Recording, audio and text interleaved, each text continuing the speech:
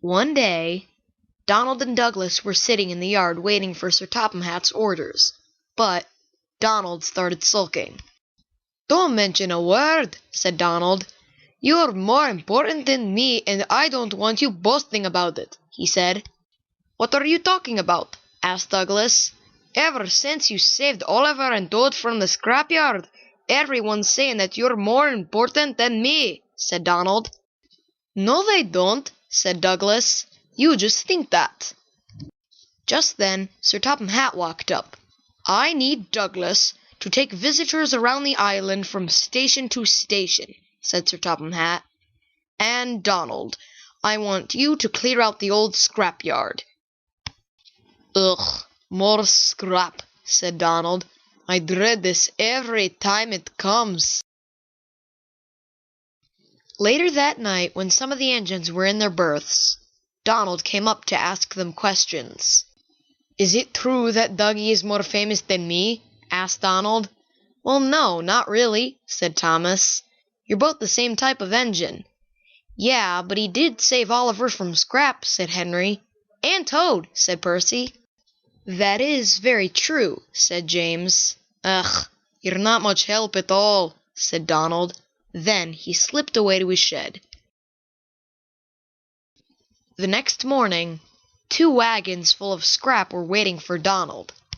"More scrap?" said Donald. "Well, if it's just sitting here, I may as well just take it anyway." And he did.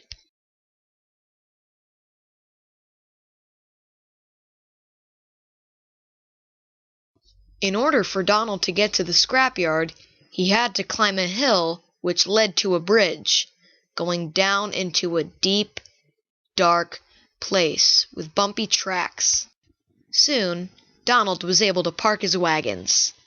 Then, something caught his eye. He was really, really surprised.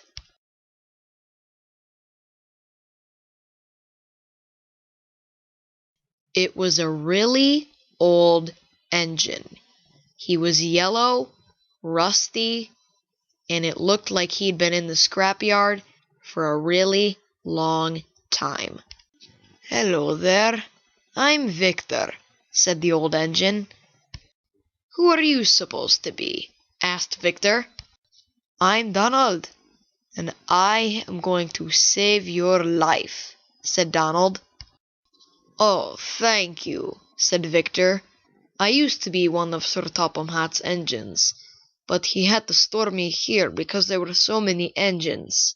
But now I think I'll be one of his engines once again. Thank you," he said again. Donald was coupled up in front, and the scrapyard manager was distracted by a phone call, so he couldn't delay the escape. Soon, Victor and Donald were on the bridge and out of the scrapyard. Donald was doing it, and he wasn't even thinking about trying to be as famous as Douglas.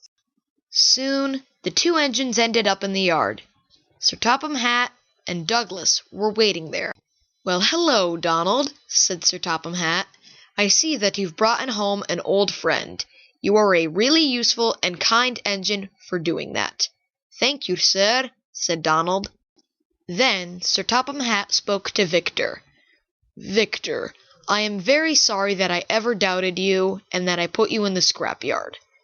I shall have you repaired and one of my engines once again." "Thank you, sir," said Victor. A few weeks later, the day was happening. Victor was now going to be one of Sir Topham Hatt's engines. "I declare that Victor is now one of my engines," said Sir Topham Hatt. "Victor, welcome back." "Thank you, sir," said Victor. Then the idea came to Donald. Hey, doggy," he said. "Now we're both equally famous." Douglas didn't say anything. He was completely speechless.